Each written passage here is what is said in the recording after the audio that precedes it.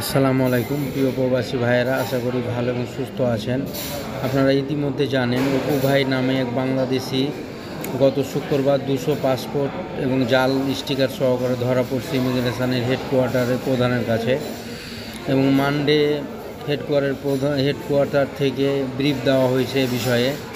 So আমরা Monday অবগত হয়েছি বিষয়টা নিয়ে। তো সাথে 16,000 রিঙ্গিত পাইছে। তো আশা করি আমরা যারা বাংলাদেশি এখানে বিজনেস বা সেকেন্ড হোম বা অন্য কিছু নিয়ে আসছি, তারা যেন আমরা সব কিছুর সাথে জড়িত না হই। ইনশাল্লাহ আমাদের বাংলাদেশি নাম আমরাকে আমাদের মতো করে রাখতে হবে, যাতে আমরা, কারণ আমাদের এখানে সর্বোচ্চ লেভেলের ওয়ার্কার এখানে আমাদের আছে, যাদের পরিশ্রমে হাজার হাজার বাংলাদেশি ফ্যামিলি জীবনযাপন করছে। তো আমরা 5 ওয়াক্ত নামাজ এবং দোয়া